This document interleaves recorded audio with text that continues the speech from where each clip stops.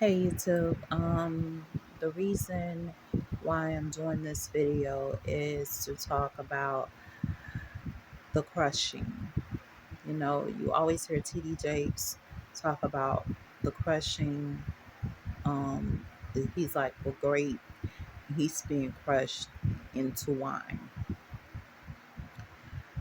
And we don't really talk about the abuse, we don't talk about the rape, we don't talk about molestation, and we don't talk about God's presence in our lives during those times, placing saints and righteous people in our lives, leaving footprints that we can follow, that will give us our way out later on, that will give us revelation later on, that will actually be our guide later on. I never told people this. Right now I am practicing celibacy, not being sexually active, not dating, not being in a relationship and everything. And I can't tell you that the footprints in which I followed was of a woman by the name of Tara. Tara was my oldest son grandmother. Um, what happened, I was dating her son. Well, we weren't really dating. We were, kicking it or whatever the case may be.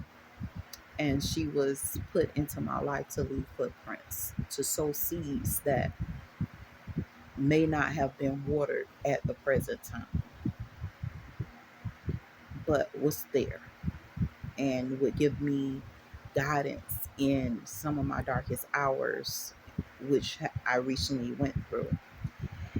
And I started to remember that God was placing people in my life in my darkest times. When I was dumbfounded, when I was in a state of stupidity, He was putting saints and righteous people in my life that meant something to me and that was leaving their footprints, and stuff like that. I remember a woman by the name of Sister Jamont, and God has been putting her on my mind constantly and showing me how she humbles herself and how she practices humility and how she does it with grace and makes it refined, and she doesn't really complain that much. And God was like revealing all these different women to me that was basically in my life leaving footprints, and then He started revealing men that were in my life leaving footprints behind that would be a trail to follow.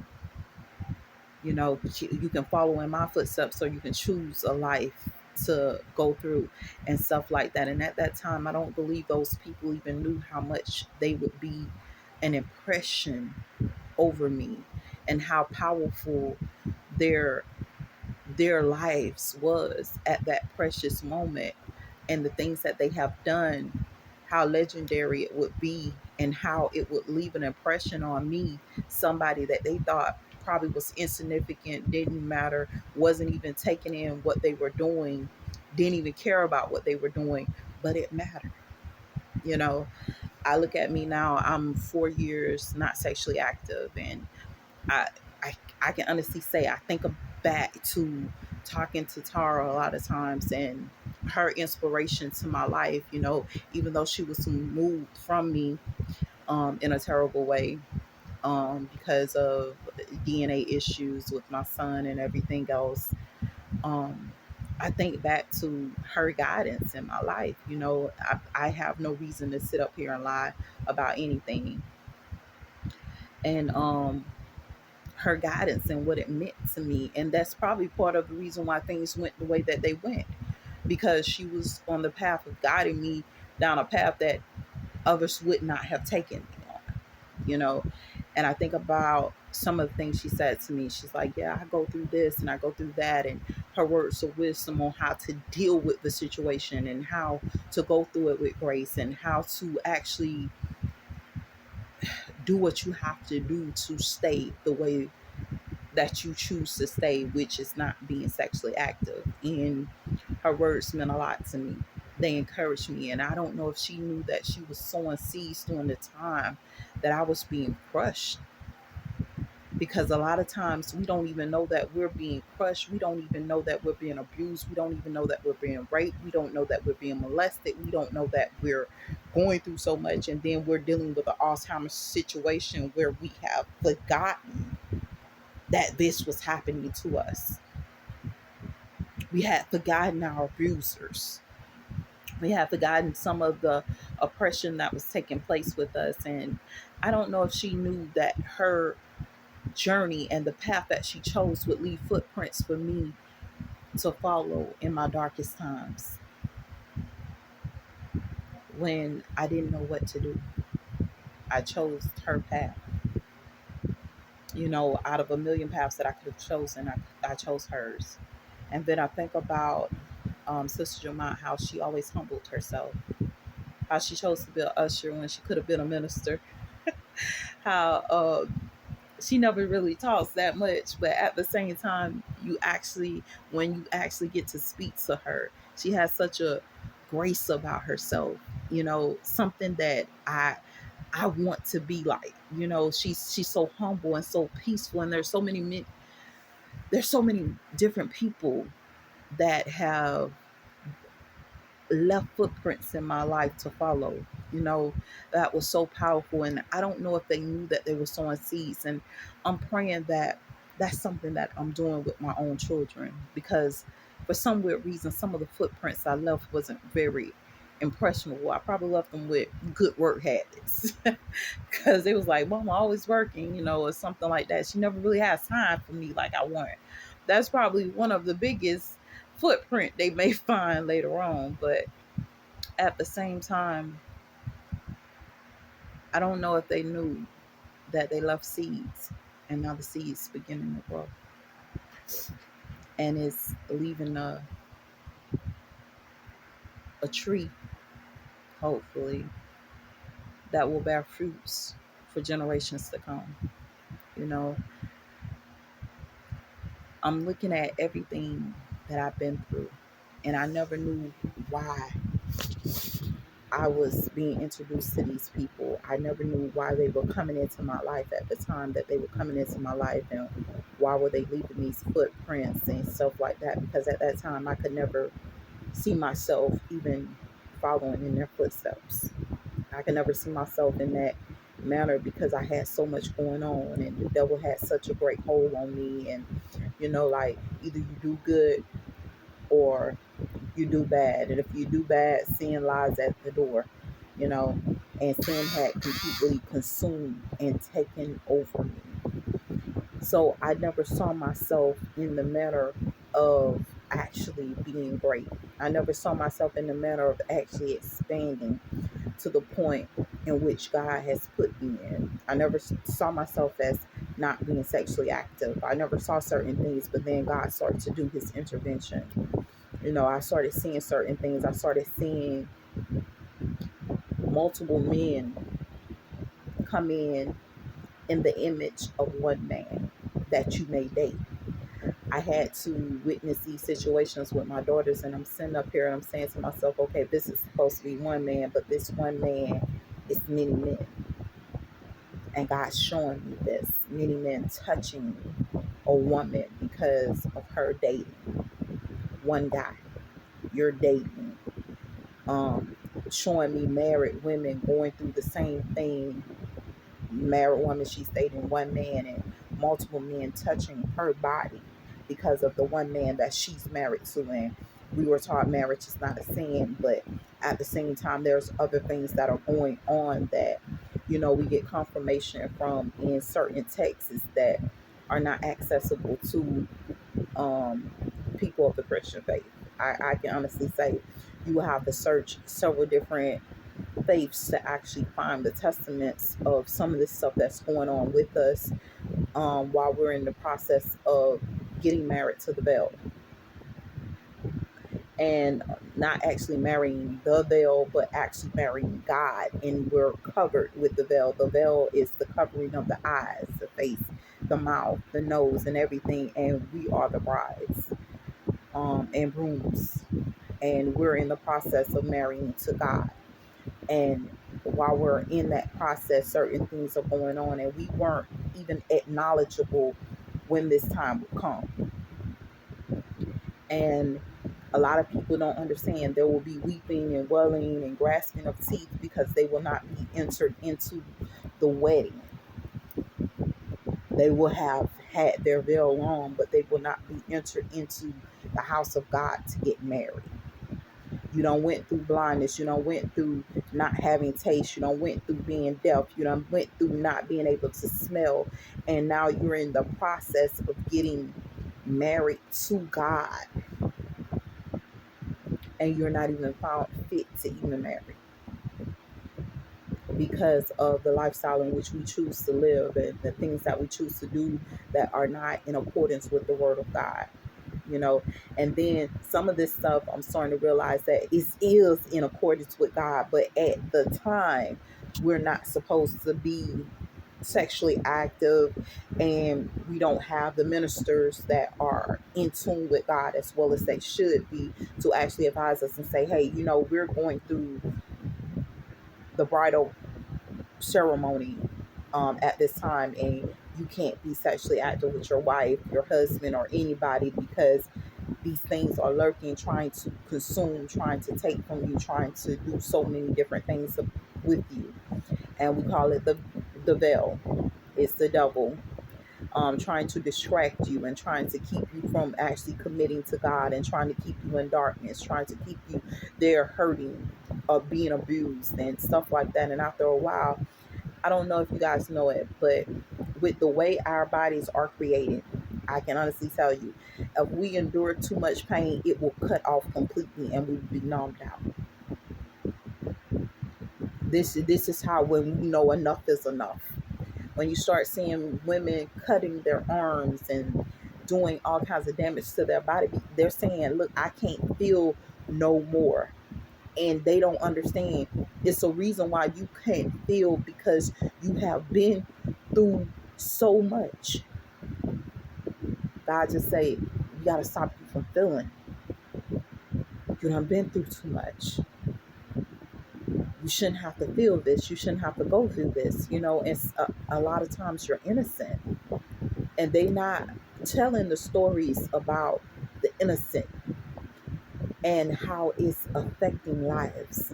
They're not telling how young women that have not been sexually active, how they lose their virginity in these ceremonies, bridal ceremonies, and in this blinded state.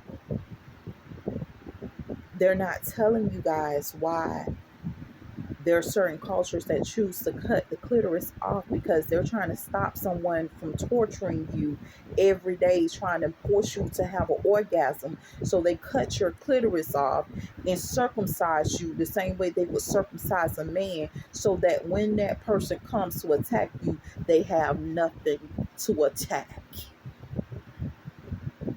But what has happened, you have gotten in with a culture that says this is mutilization, but they have never been in your situation because they are of outer darkness, but you are of God's kingdom. And these two situations, they're in one situation looking from their point of view, and you are in a whole nother situation because your family is saying we have to prepare you, and you're looking at them like, you're not going to mutilate me. I know a group of women that's not circumcised, and you're looking at yourself, you're saying, I got to get circumcised. But when you get to the point that I'm 39 years old, I haven't been circumcised yet. I have to get circumcised at this point, and I'm preparing for the ceremony of circumcision. I have to choose to get it done as soon as possible, and hopefully I can afford the procedure taking place with me, because I refuse to go through this anymore. Because when you awaken to the veil and you're awakened to that you're on a higher level than other people are, and they're not knowledgeable about that, they think that, okay, well, you're less than them, and you're not. You're actually on a higher level this state that you're going through is temporary. It's not permanent. But they're trying to put it as a permanent situation. So they'll try to blind you on both sides. They'll gouge your eyes out. They'll do all this type of stuff to keep you in a certain place. And I never knew about spiritual blindness. I never knew about going through physical blindness either, because I always thought that I could see properly. And then I started researching on certain stuff, and then I started learning about the veil, and then I started, going through different stuff, and God started ministering to me and sending people of God to minister to me, and I'm getting ministered to and constantly being mentored by certain things and stuff like that. But as I'm being mentored by certain things, there's still certain things going on. As God is in the process of refining me and making me great and doing all this different stuff, there's stuff going on that's torturing me and taking me through, and I'm sick and I'm tired of it, and I'm angry and I'm upset and I'm frustrated and I'm going through. And I don't know if these people understand that it's unacceptable. I mean, I have been incarcerated for no reason at all. I have been Baker acted for no reason at all. And then to have them come and look me in my face and say, we knew you weren't crazy. We knew you did nothing wrong. We did it on purpose. And this is actual organizations. These people are working for organizations such as the Sheriff Department, such as people that I looked up to as protectors. And then I had to look at it. All of them aren't bad, but at the same time, all aren't good either. And, you know, I'm looking at it and I had to realize, okay, mind you, there was times when they attacked the Catholic Church. There was times when they attacked the Christian Church. They attacked us constantly. And then you have to look at the testimony and the testaments that God has left behind, and the love notes that God has left behind in the Bible, telling you, okay, it's going to be a time when they're going to sit up there and lock you up for no reason. It's going to be a time when you're going to be put in bad situations for no reason at all, and you're going through this for my name's sake. The fact that you didn't deny God, because I'm going to be real with you, at the process when I first started going through this, I was asked to deny God. And I'm thinking to myself, I'm like, no, I'm not going to deny Jesus. I'm not going to deny God. You know what I'm saying? And then it got worse because financially I didn't have no money. And still I'm suffering through the same thing. I don't have no money. I'm staying with my family. My family isn't in a good situation, but they're doing the best that they can to help me. And I'm going through all of this different stuff. And the only thing you can remember is the footprints of those people that somehow you was blessed with along the way. That love the seed, that sowed the seed, that ministered into your life. And then you are left with the testaments in the Bible and the love letters that's in the Bible. And then you start to think back to all the stuff that was given to you at the time when you was dumbfounded, blind, in darkness, and in stupidity. And then God finally did an intervention. And when he did the intervention, you weren't even ready for the intervention. You're like, what is this? I'm not prepared for an intervention. Look, I was prepared to go through the stupidity that I've been doing. Okay? I wasn't prepared for an intervention. You didn't wake me up for an intervention. But here's an intervention. I'm going to be honest with you. And either you can take this intervention and you can become great, or you can lose this intervention and go back into darkness and lose everything. So I urge you, when this intervention comes, it's not going to come in a way that you can embrace it and stuff like that. And I got to tell you, the devil will be busy. He's going to try to make you think you're mentally insane. He's going to try to make you think you're unstable and stuff like that. I lost kids in this. I lost my mom. I lost my daughters. I lost my children. I lost my sons in this process. And I remember the word of God saying, blessed are those that lose a mother, father, a child in this situation, great is your reward in the kingdom of heaven. And I'm sitting up here and I'm thinking, I lost my children. And then comes the word that ministers to me and say, it will be returned to. But I'm still angry and I'm upset about it.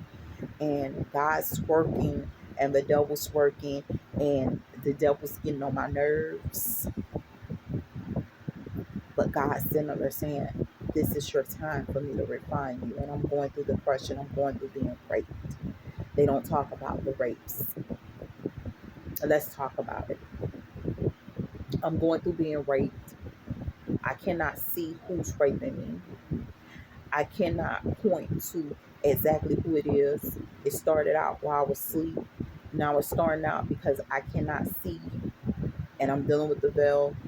It's starting out to happen to me even in the daytime as I'm working and I'm going through my everyday activities. I'm starting to be raped during those times. I'm sometimes sitting in the car and all I can feel is something raping me. And God reminded me, oh, well, you're comatose, you're sitting comatose or laying comatose. And all I can feel is this going on with me. And nobody knows how I feel. And so I have already planned for two litigation to take place. Because with me taking my vows solemnly, I don't plan to get married. I don't plan to hook up in a relationship. I don't plan for any of this. And it's pissing Satan off. Because Satan usually sends a no good man in my life to keep me dumbfounded. I can say it how I want to say it. And to keep me tormented. And that one man is sometimes many men. And I know you're pissed off right now, but I could care less because at the end of the day, I don't want this to ever happen to me again. And knowing what I know, this is my strength. This is my wisdom. This is my guidance to myself. This is my way of saying enough is enough. And strengthening myself. There's so much going on with me, but like I said, I leave my testimonies for you guys all the time, and this is my testament. This is what's really happening and stuff like that, and that's the only way you can stop it. And I can honestly say I have been raped by women and I have been raped by men, and I could not see who did it to me. They had gotten away with it for years through this Alzheimer's thing where they're erasing your memory while it's happening to you. They're drugging you full of drugs and stuff like that. These people know about it. They don't care. And this is my confession. But remind you that there was a law here in the state of Florida that clearly stated that you are not supposed to mess with a corpse. Because we are corporations. And you knew better. We the bell ringers. So when this bell rang, you better pray to God you out my face and out my way.